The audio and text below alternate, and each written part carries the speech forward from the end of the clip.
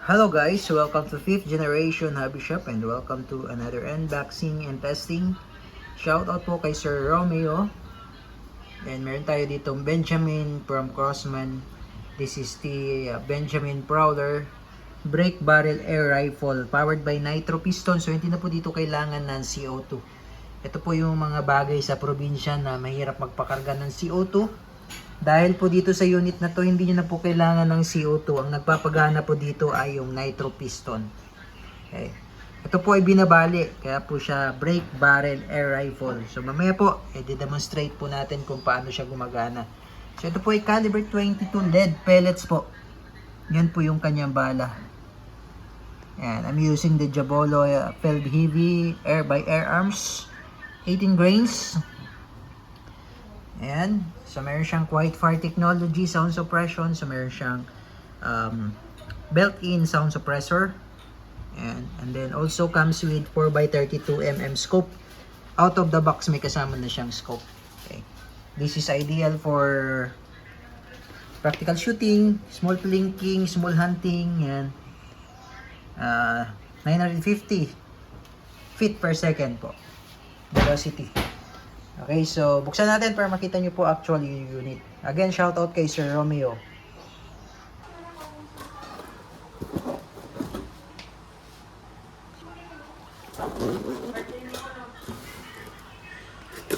Open na po natin para po makita natin yung mga kasama po sa box. May kasama na rin po siyang mounting. Ito po yung 4x32 na scope out of the box. Pwede po kayong mag-upgrade kung gusto niyo pong magpalit ng scope. You can change the scope. Pwede nyo i-upgrade na medyo mas magandang scope. Pero pwede na rin ito. Yan, 4x32 out of the box. Ito naman po yung unit. At syempre yung owner's manual, ayan yung owner's manual. So ito po siya.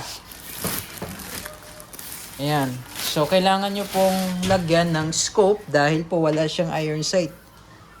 Ayan. So kailangan talaga may scope na nakakabit.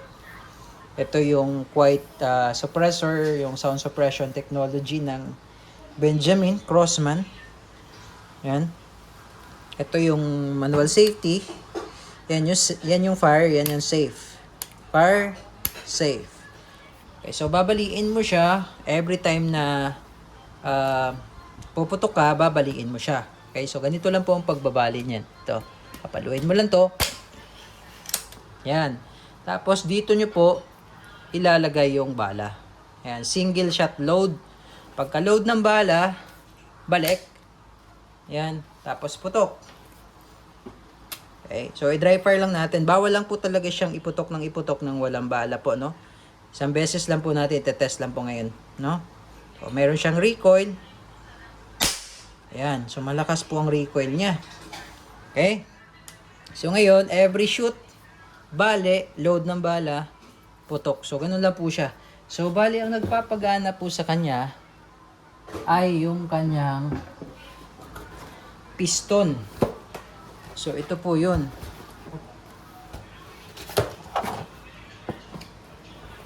Ito siya. Ayan. Yan po yung nitro piston. Para siyang itsura ng shock ng sasakyan. Yan yung nagpapagana. So, every time na babaliin mo siya, mag-create siya ng pressure. Okay? So, parang sa CO2, di ba? Ang kagandahan nito, consistent po yung power kasi every bale, same capacity yung pressure na binibigay niya.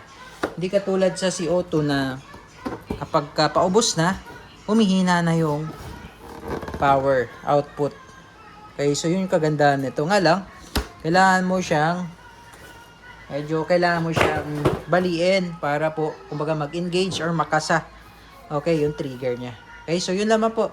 Bali babalahan natin para matesting po. Okay, so ito lang po siya. Yeah, medyo matigas sa una dahil bago po. Pagka tumagal naman, lalambot po. Okay, so masasanay lang din. Tapos load ng bala. Ang kagandahan nito, pwede kayong gumamit ng mga slug na bala. Mga slug, yung malalaki. Ito yung kagandahan nitong itong prowler, no? Yan, tapos balik. Okay? Pag ibabalik nyo, biglain nyo po, huwag nyo pong dahan-dahanin, no? Pakita ko lang sa inyo yung slug, meron pa ata. So, ito yung ultra heavy na slug, yan, no? Yan, yun yung kagandahan sa prowler kasi hindi siya namimili ng bala. So, dapat mga imported lang po, wag lang yung mga local. Kasi yung sa Ultra 22 po, yung may magazine, namimili siya ng bala dahil hindi po pwede ito. Dahil hindi po magkakasya sa magazine. Unlike dito kasi single shot, load kasi ng load lang. Okay. So, testing po natin, Benjamin Prowler. Malakas po ito at up to 950 feet per second pero hindi natin alam kung ano yung timbang ng bala na ginamit nila. Kaya po siya umabot ng 950. Okay, so testing po.